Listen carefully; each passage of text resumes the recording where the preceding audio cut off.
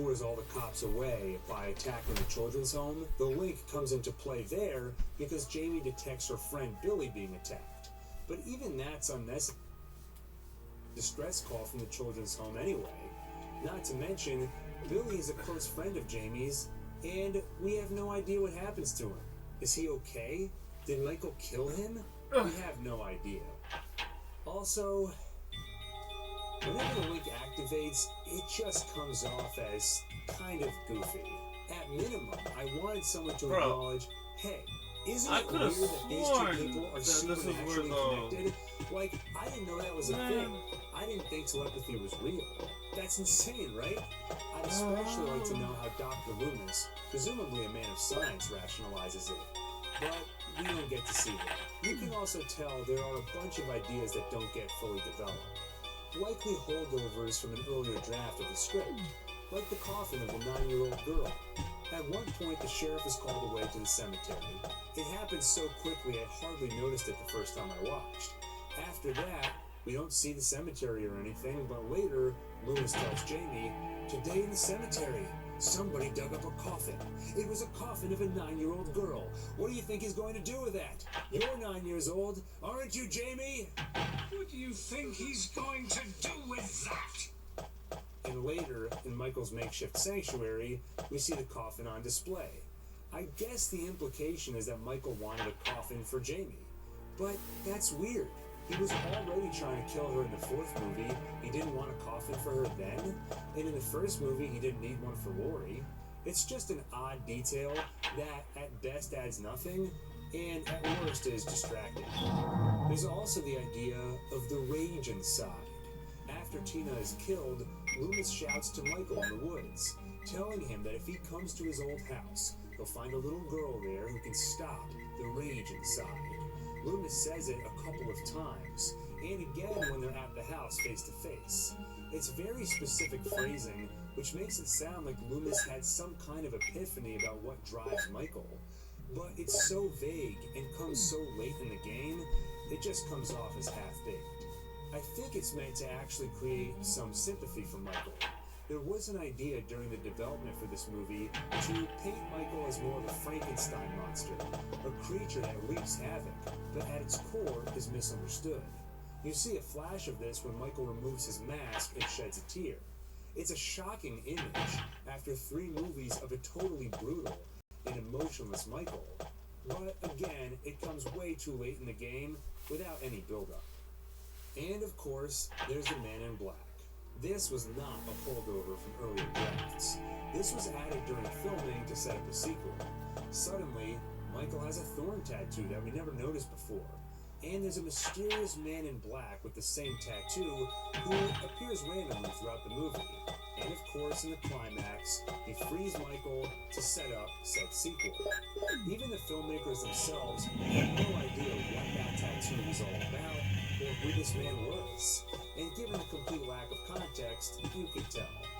So, I'm all for intrigue and mystery, but not when it has absolutely nothing to do with the story being told, and when you know it can't have a satisfying payoff. Also worth mentioning, we're apparently meant to assume Lewis is dead at the end of this movie. I didn't get that at all.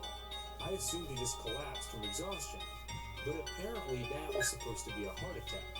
Talk about an unceremonious end for such an important character. He was the one consistent actor across the 5 Myers Halloween movies of the 70s and 80s. I'm not saying we needed a funeral and eulogy, but at minimum, make it clear what happened.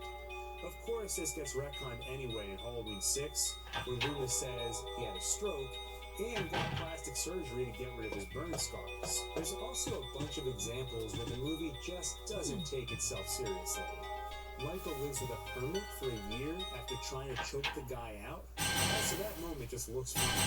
The way he chokes him for a second and then suddenly falls down into a perfect lying position. But also, after Michael attacked him, why would the old man take him in?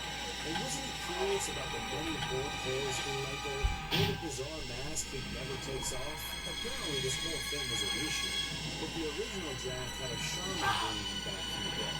So So, I don't know which version is better. There's also these two bumbling cops literally introduced with slide whistles and other goofy sounds. I think we've talked about this movie enough. Let's go to the next one.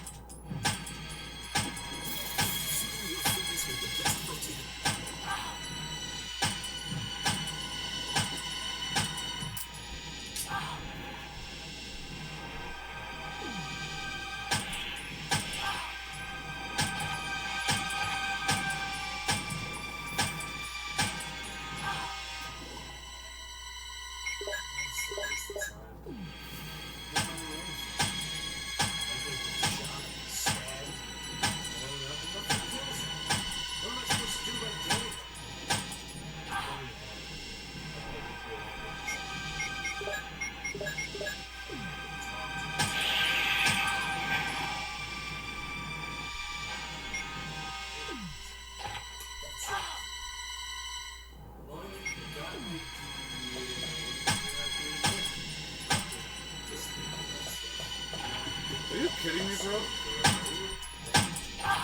Okay. That doesn't matter.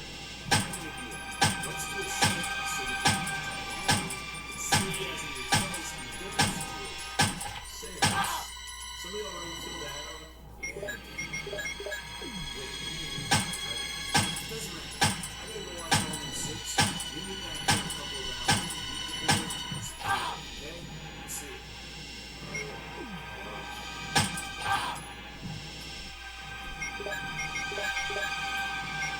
It turns out, at the end of 5, when Stinto Beastman freed Michael, he took Michael and Jamie back to the secret lair located within Smith's Grove Sanitarium. He holds Jamie captive there for the next 6 years under the purview of a secret cult, apparently composed of the Smith's Grove staff. On the night before Halloween 1995, Jamie gives birth to a son as part of a cult ritual. They take him away and paint the thorn symbol on him. But one of the cult/staff members has a crisis of faith and helps Jamie and her son escape. She steals a truck and drives off as Michael pursues her, hoping to retrieve her baby. If you're wondering who the father is, by the way, it's later revealed to be Michael himself, something arranged by the cult. Meanwhile, Tommy Doyle, the boy babysat by Lori, has grown obsessed with Michael Myers. He believes Michael will return, so he's spent the years researching and preparing. Dr. Loomis, on the other hand, has retired and spends his days writing a manuscript about the killer. Though he's surprised this evening when Dr. Terrence Wynn shows up to announce... Wesker! Chris, you're alive. My words exactly. Where's Jill? Aren't you with Jill? I'm sorry. We were attacked by a strange monster. I lost track of her while we were scouting around. I hope she's okay. I see. Well, it's not your fault. This place is crazy. If we stay here, all of us will end up dead. What should we do, Wesker? We have to complete this mission. Whether we escape or stay and look for Jill, we don't have many bullets left, and we can't even protect ourselves. We're still in trouble. Chris, there are a lot of locked rooms in that house. Check them out one more time. There must be a place to hide safely. I'll look around the house a little more. Okay. Let's get going.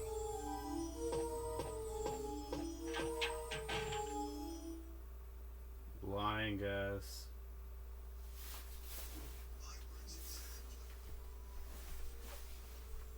Where's Jill? Aren't you with Jill? I'm sorry. We were attacked by a strange monster. I lost track of her while we were scouting around. I hope she's okay. I see. Well, it's not your fault. This place is crazy. If we stay here, all of us will end up dead. What should we do, Wesker?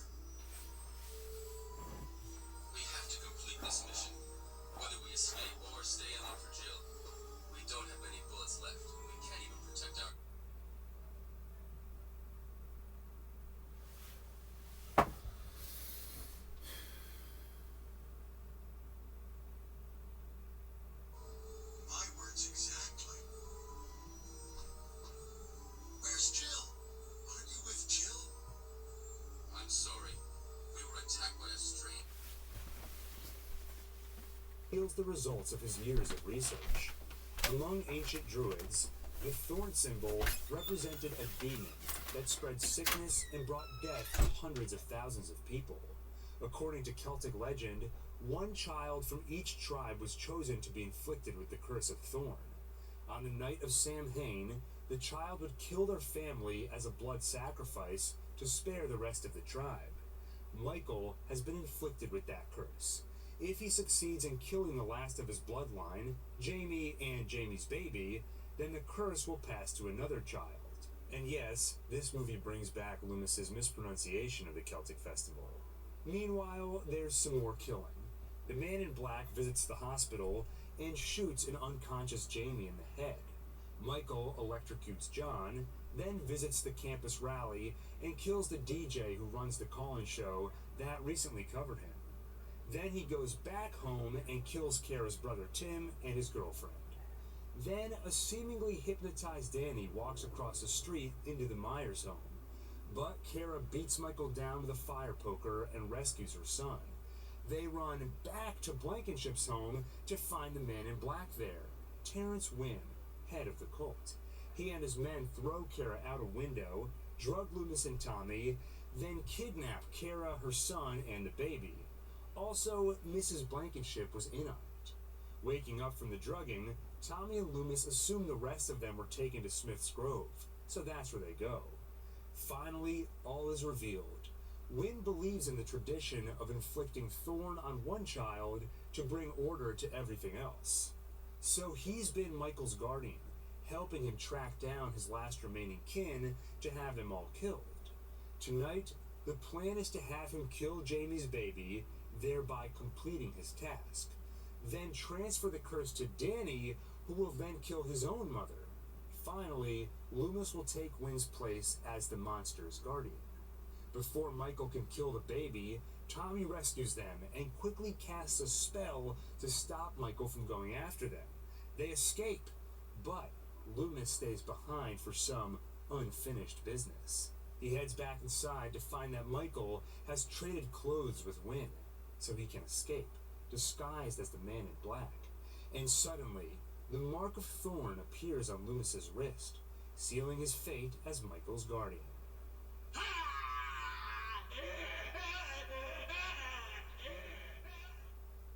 Okay, so same caveat as Halloween 5. Studio interference, competing visions, blah blah blah. In fact, the version I recapped was the producer's cut, a version released years later, closer to the original vision. And if you're going to recap the movie, you kind of have to use the producer's cut because the theatrical version is even more nonsensical than this one. Just look at the ending people saw in theaters. Michael is seemingly killed in Smith's Grove Sanitarium. The heroes drive off, but Loomis stays behind for some quote-unquote unfinished business. Cut to a shot of Michael's mask on the ground with intense music, then you just hear Loomis scream in the background. Cut to a jack-o'-lantern's candle blowing out. The audacity to release such a clearly unfinished, incomprehensible ending in theaters is almost admirable. So the producer's cut is superior only because you at least understand what you watched. But it still isn't good. I'll say up front, I don't necessarily have a problem with providing a supernatural explanation for Michael. It does go against the principles of the original and would mean you're no longer making a Halloween movie, but instead a Halloween-inspired movie. But maybe that's the lesson in all this. That movie was already made. Maybe you can't make it again. The best you can do is take inspiration from it and try something new. The problem with Halloween 6 is that the new thing they tried wasn't good and wasn't scary. Explaining Michael and essentially reducing him into a henchman for this cult makes him a lot less scary. With that removed, you've got to replace it with something else. And some people dressed in robes and one guy in steel-toed boots just can't compete with the original, enigmatic Michael Myers. But the biggest problem with this movie is its complete lack of a plot. Just look at Tommy Doyle. If you think back on the movie, You might think it's about Tommy investigating and uncovering the truth of Michael Myers, but it's not. He already did that and has all the answers before this movie even starts. The only reason we don't hear them is because he keeps getting interrupted. He tries to tell Loomis at the hospital, but somebody else walks over, so Tommy holds off. Instead, he tells him to meet him at the campus rally at 9 p.m. Why? There's a killer on the loose. There isn't a second to waste. Why not meet in an hour? Or in 10 minutes? And why at the campus rally? Why not at your house or a coffee shop? Then, at the rally, they get interrupted when Michael inexplicably shows up to kill a DJ. You might say Michael is supposed to be inexplicable, but not in Halloween 6. In this movie, his motivations are made clear. He needs to kill Jamie Lloyd's baby, Laurie Strode's grandson, so this action made no sense. Or take Danny Strode. He hears voices, threatens his grandfather with a knife, and draws pictures of himself killing his entire family. Yet his mother Kara does nothing about it besides this. Stay away, monsters. Stay away, ghouls. Stay away from Danny. You jerks know the rules. Does nothing is the mantra of every character in this movie. It basically comes down to Tommy keeps getting interrupted trying to talk to Loomis, almost like a sitcom plot. Like a character has something really important to say, but every time he's about to say it, he slips on a banana peel, or something inexplicable happens to stop him. So they end up wasting an entire day while Michael slays Kara's entire family. And by the time Tommy and Loomis finally meet up, it's too late. The cult arrives to kidnap Kara, Danny, and Jamie's baby. That scene was absurd, by the way.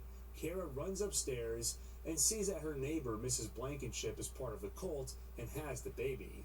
Then Kara screams and either, I can't really tell, either jumps out or gets thrown out the window. Fade out, fade in on the yard. Tommy says, I feel like I've been drugged. And Loomis says, we have been drugged. Clearly, there's a scene missing. Maybe they ran out of time and couldn't film it, but honestly, this looks like something I would have shot in the backyard with my brothers. We should also talk about Jamie. As bad as Rachel was treated when she was brought back for Halloween 5, my god, it was so much worse for Jamie. This movie reveals that she was kidnapped at the end of Halloween 5, meaning she was in captivity for 6 years until we met her in this movie. First off, she doesn't look or act like she's been in captivity for 6 years. When she gets out of the sanitarium, she stops off to make a phone call. She's calling for help, yes, but I feel like in that situation, you get a lead foot. You just drive and drive until you're thousands of miles outside Haddonfield. Anyway, she doesn't do that, and instead gets knocked unconscious by Michael. Her swan song? She dreams of the time Michael forced himself on her, his 15-year-old niece, to father a child. Then, while unconscious, she gets shot in the head. No one mourns her, no one cares. It's just awful all around. Also, if the whole point of the Curse of Thorn is to kill your family members, why would they have Michael produce another child? Doesn't that just make his job harder, adding one more person to the kill list? And that's only one aspect of their plan that makes no sense. When Loomis shows up at the sanitarium, Wynn explains that it's time for Loomis to take over as Michael's guardian. Why? Wynn says he needs to retire, but Loomis is also at retirement age, so I'm not sure he's a great replacement. Also, why in the world would Wynn expect Loomis to go along with that plan? Speaking of Loomis, considering this